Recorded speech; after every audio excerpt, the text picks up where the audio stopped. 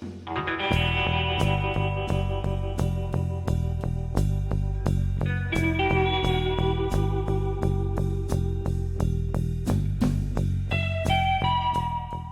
Vincent foi talvez a mais lendária de todas as motos. Primeiro porque é uma das únicas marcas de moto que fechou e nunca mais abriu, e é exatamente sobre isso que a gente vai ver hoje.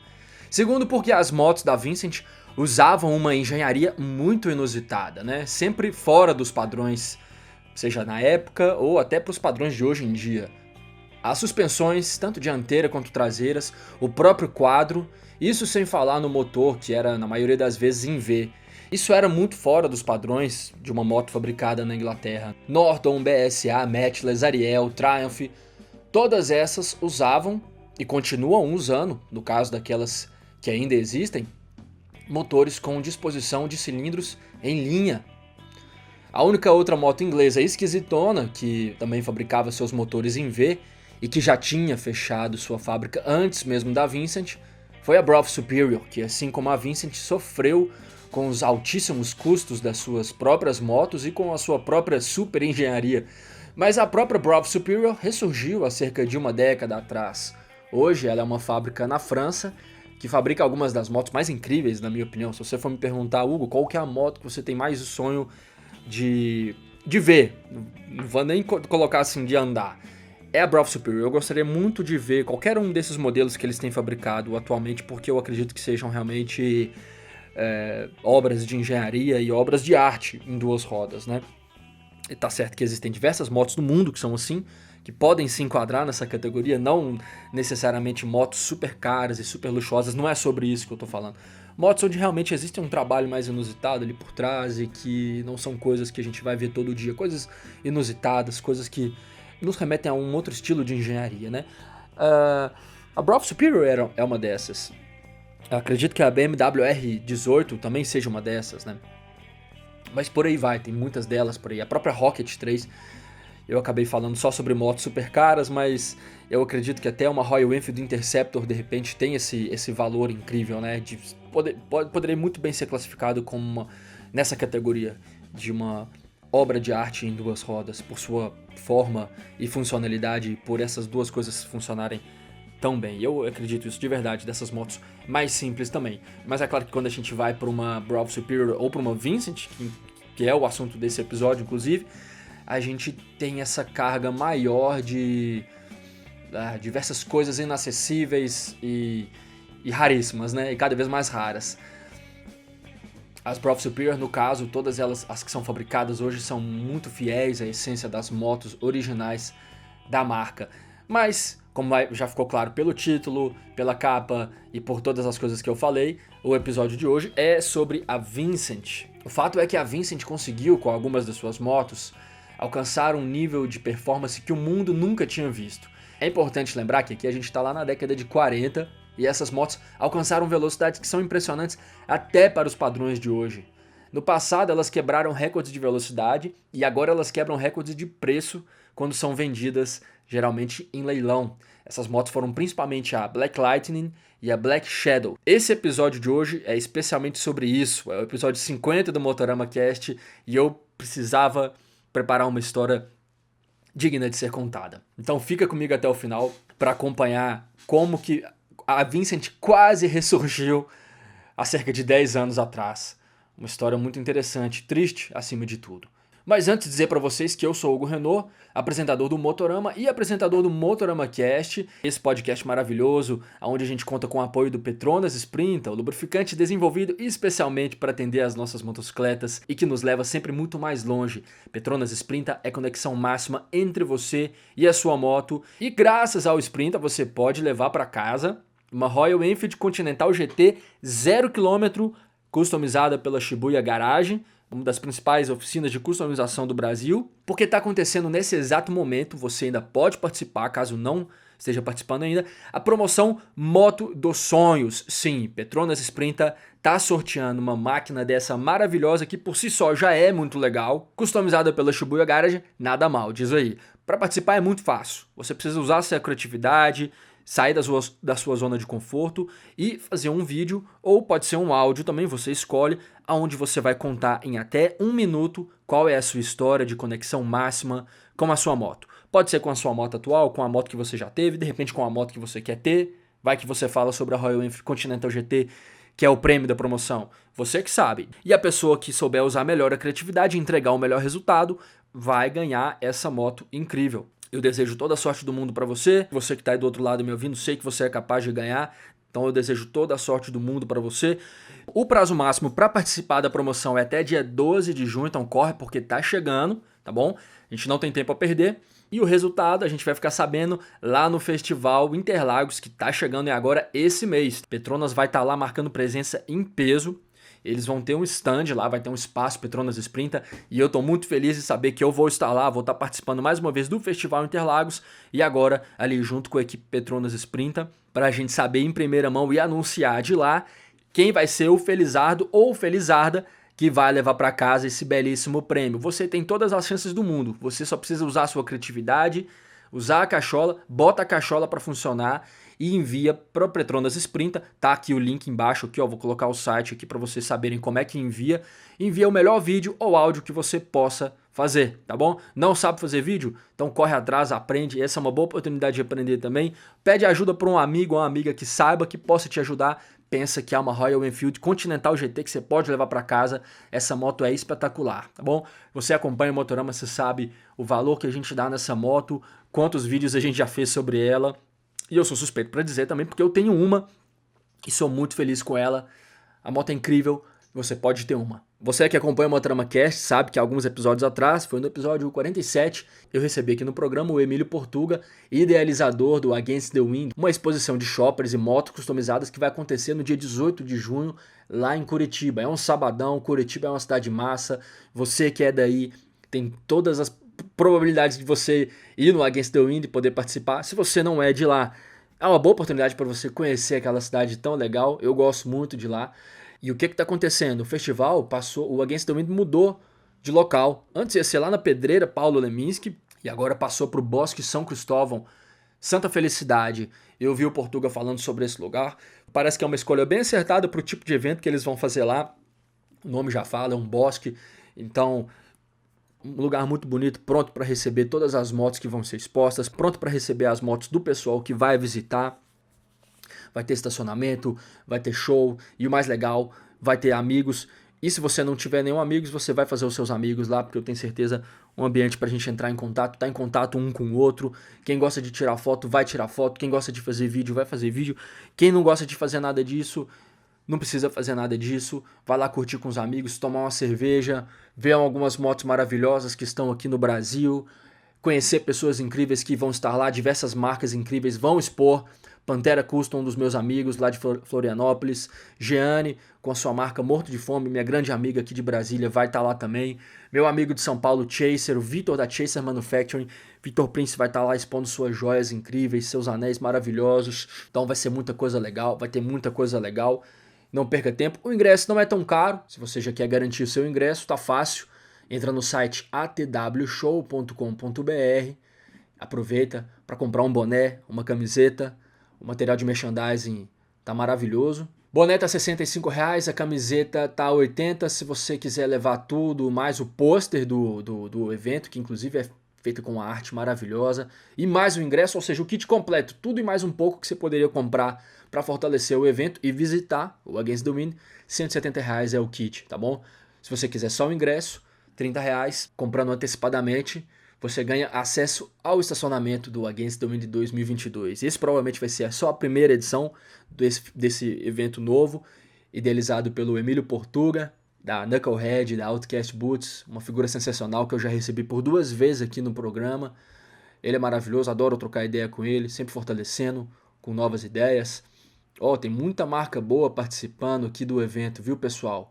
O Wolf Motorcycles, a concessionária lá da área lá vai estar participando, a Harley Davidson, The One Harley Davidson, Urban Helmets, fazendo alguns dos capacetes incríveis aqui no mercado brasileiro, Big Knife American Barbecue, Cabaleiros Magazine, revista incrível lá do Chile, Dynamite Crew, baita fabricante de peças para sua Harley, Tem muita gente boa participando do evento. Bom, então voltando para a história do episódio de hoje, episódio especial, edição 50 do Motorama Cast. Vamos voltar para outubro de 2002. Saiu uma notícia que os fãs de moto do mundo estavam aguardando por 47 anos. Um milionário e aficionado pela marca, Vincent, havia comprado os direitos da marca.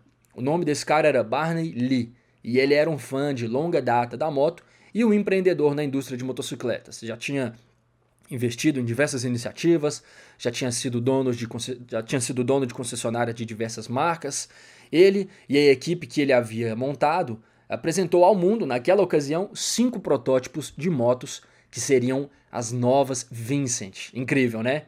Ver uma marca como essa ressurgir logo no início do século parecia muito promissor. Eu queria ter estado lá na época para poder testemunhar isso, ver o quão animador deve ter sido para quem estava ali podendo acompanhar, já sendo um fã da marca, já sendo um fã de motos e já entendendo que ali estava rolando uma parada séria. Isso ia acontecer, era um fato, né? Para não acontecer, alguma coisa teria que ter dado muito errado lá na frente, e como a gente vai ver nesse episódio, é exatamente isso que vai acontecer, né? Mas o fato é que ver uma marca como essa ressurgir na alvorada do século deve ter sido muito legal. Pensa, 2002, quem tava lá lembra, né? O mundo tava passando por um período meio complicado. Pouco mais de um ano antes tinha acontecido o ataque terrorista, o 11 de setembro. Então, quem tava lá lembra que durante muito tempo existiu um cenário onde as coisas foram muito sensíveis e qualquer notícia boa era uma notícia animadora. O mundo precisava de uma injeção de ânimo e o mundo das motocicletas recebeu essa injeção na forma desse anúncio de que a Vincent ia voltar. A marca tinha sido comprada por esse milionário, não é uma marca qualquer. O mundo tinha visto isso acontecer com a Triumph e deu muito certo. Depois aconteceu com a Norton, deu muito certo também. As esperanças eram as melhores possíveis para que isso acontecesse com a Vincent também. Então, 5 protótipos foram apresentados. 4 desses protótipos eram interpretações modernas das motos antigas da marca, incluindo a Black Shadows, que ficou incrível na minha opinião, um negócio tão extraordinário, pelo menos visualmente falando, que para mim barrou até a Truxton, que é simplesmente o padrão para as Cafe Racers atuais. Teve a Black Lightning também e uma versão carbono da Black Lightning, que inclusive é a moto que está em detalhe aqui na capa desse episódio. Teve também uma moto que era mais esportiva, com uma belíssima carenagem e uma Sport Touring também, com um para-brisa um pouco maior e tudo mais. Então, como vocês podem ver, a equipe que estava desenvolvendo o projeto foi muito prolífica em pegar uma plataforma não muito versátil, né? A Vincent era basicamente uma moto de velocidade, uma moto de performance. Ela ficou conhecida como, principalmente as Black Lightning, ficaram conhecidas como a primeira superbike da história, né? Pensa isso lá em 1940, alcançando cerca de 200 km por hora. Então, não era uma coisa muito focada para turismo ou para cruiser, né? Passeios, era para velocidade mesmo. E essa equipe que estava desenvolvendo esse trabalho conseguiu pegar essa essência e fazer uma coisa, dar uma interpretação mais esportiva, mais sport cruiser, coisas que é interessante pensar que logo depois, assim, surgiu a Art Motorcycles, né, que é algo mais ou menos parecido, né, motos de muita performance, mas com um foco voltado também para a proposta cruiser, né. E um desses protótipos era uma máquina que usava a plataforma da própria Black Lightning original. Então, nesse caso, o que aconteceu foi uma restauração / modificação e o resultado também foi majestoso, né? O mundo não poderia ter ficado mais animado e tudo parecia muito promissor. A Vincent ia finalmente voltar à ativa. Essas motos modernas tinham sido construídas pela mega empresa Roush, uma gigante do ramo de soluções de engenharia e desenvolvimento de produtos com instalações em todo o mundo. Cadeia de suprimentos, montagem. Foi uma escolha muito acertada pelo Barney Lee e tudo estava sendo muito bem feito, né? Ele tinha chamado as pessoas certas para a missão e não estava dando ponto sem nó. As motos ficaram todas lindas. Para os jornalistas também ficou bastante óbvio que elas eram excelentes no aspecto de seu funcionamento e performance. Elas tinham aquela pegada mais rebaixada no visual, né? Uma característica das Vincent originais. E também tinham ficado muito elegantes. Provavelmente seriam algumas das motos com melhor acabamento por aí hoje em dia. O motor ia ser o V-Twin RC51 da Honda, com suas 1000 cilindradas, 4 cilindros em V e cerca de 136 cavalos de potência. Mais uma escolha acertada. A Honda talvez não seja tão conhecida pelos motores em V que ela comercializa, mas é muito famosa pelos motores em V que ela desenvolve para a competição. O MotoGP é uma grande prova disso. As motos da equipe utilizam essa disposição e, após anos de domínio nas pistas, ela tem visto essa hegemonia ser ameaçada só agora pela Ducati, né? Que é outra montadora que emprega também a engenharia em V nos seus motores de pista. Só que ao contrário da Honda, a Ducati oferece isso também para algumas de suas motos de rua, né? Panigale, Street Fighter, Multistrada V4. Então aí para mostrar isso para a gente. A Honda ela é ainda mais tímida em relação a disponibilizar comercialmente uma moto com motor em V. É difícil encontrar uma Honda com motor em V para a rua hoje em dia. Enquanto isso, nas pistas elas continuam sendo dessa forma. Estão sofrendo bastante agora, principalmente nessa temporada atual. A gente quase não vê mais a presença da Honda na pista, no pódio, nem se fala, né? Chega muito depois. O Mark Marques está passando por várias dificuldades. Provavelmente ele vai até se afastar, é o que tem sido dito. Mas isso é uma outra história, a gente pode discutir sobre isso melhor em um Motorama Cast próximo. Ainda sobre os motores que a Vincent ia usar nessa nova empreitada, aconteceu o seguinte, né? Os investidores americanos eles ficaram muito desconfortáveis com a ideia de um motor japonês em uma nova Vincent. Olha só que coisa, né? E isso aí foi um obstáculo no caminho do idealizador, o Barney Lee, e não foi o único obstáculo que esse cara enfrentou não, como vocês podem imaginar. Os engenheiros estavam tendo muita dificuldade em desenvolver um chassi que fosse novo e que comportasse o tanque de 19 litros e que tivesse menos de 1,58 de entre-eixos. Essa era a distância planejada para o projeto e o tanque de 19 litros era uma exigência para manter a característica das Vincent originais. Isso, como vocês podem imaginar, não foi acontecendo de um dia para o outro.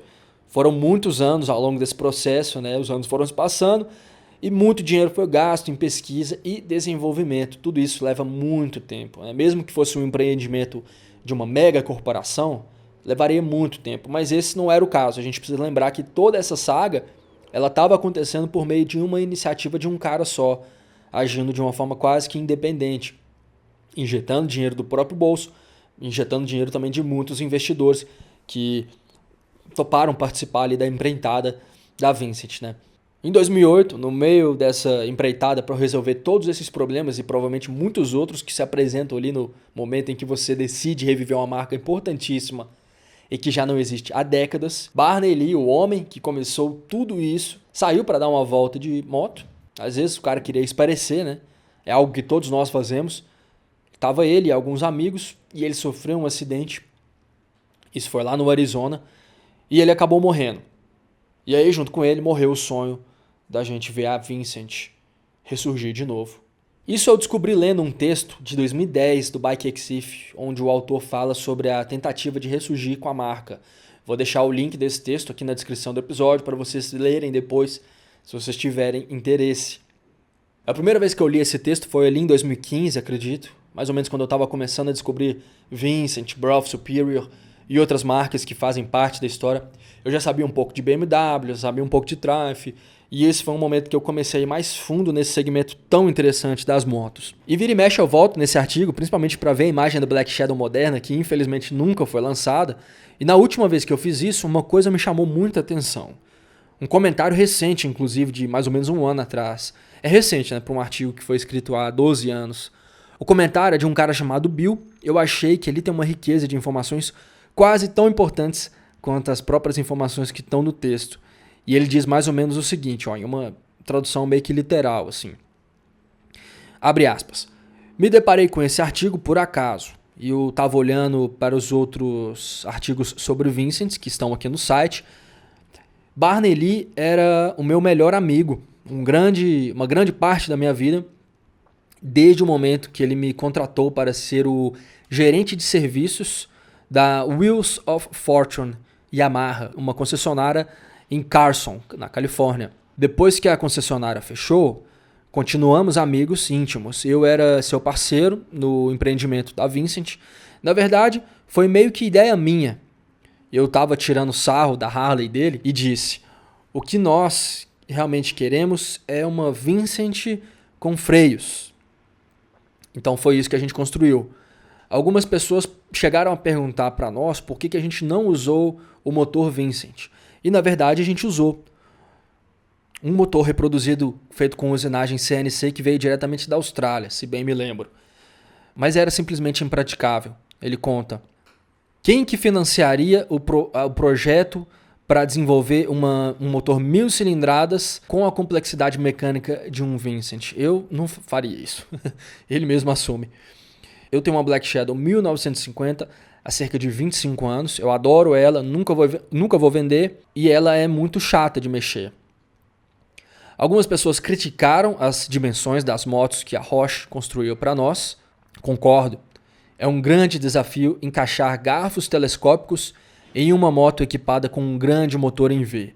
Muitas coisas saindo por onde você gostaria que os garfos estivessem. Nós planejamos mudar isso. Eu queria fazer algo no estilo Gyrodraulic com pernas de fibra de carbono. Eram protótipos, precisavam de refinamento, mas isso nunca aconteceu.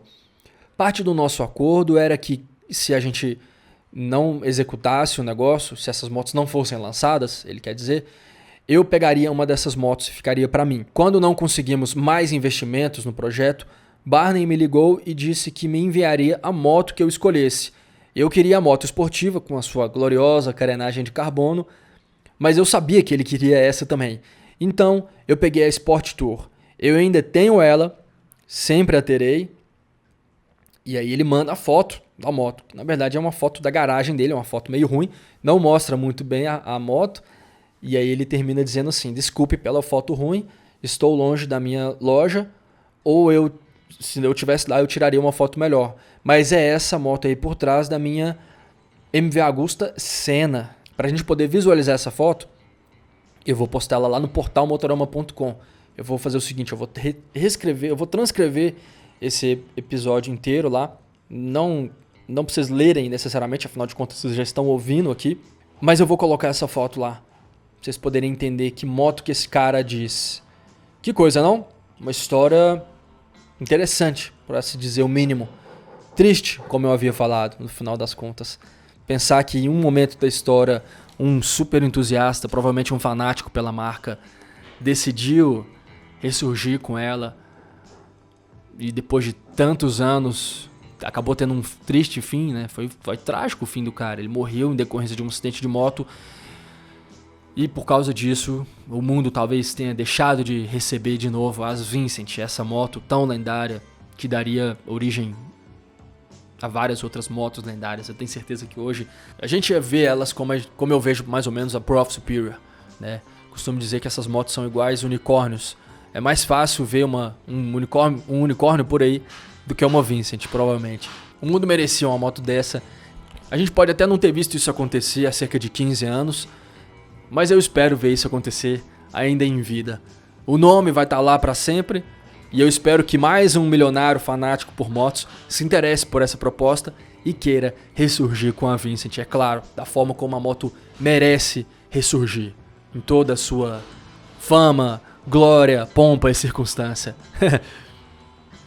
Legal essa história, o que vocês acharam, né? Manda um e-mail pra mim, escreve um comentário aqui, MotoRamaCast, episódio 50, acaba por aqui. E no nosso canal, no YouTube, tem muita coisa acontecendo. Nessa semana a gente teve review da Yamaha Tracer 900 GT, uma moto espetacular, completíssima. Adorei andar naquela moto e adorei poder fazer um vídeo onde eu conto muito sobre ela, sobre as minhas percepções para ela.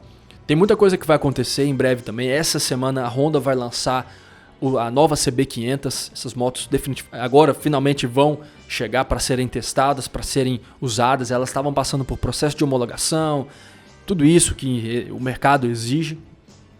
E agora eu vou poder finalmente andar, tanto na 500X quanto na 500F, que eu estou particularmente interessado por andar, porque acho que as mudanças foram muito significativas e essas duas motocicletas acabaram ganhando muito. Então em breve sai videozão brabo também da nova linha 500 da Honda. E o que mais que pode acontecer? Só o futuro vai nos dizer. Continua acompanhando o Motorama que você descobre. Um abraço Obrigado por terem ouvido. Obrigado pela sua audiência. Sem vocês, esse podcast não ia existir.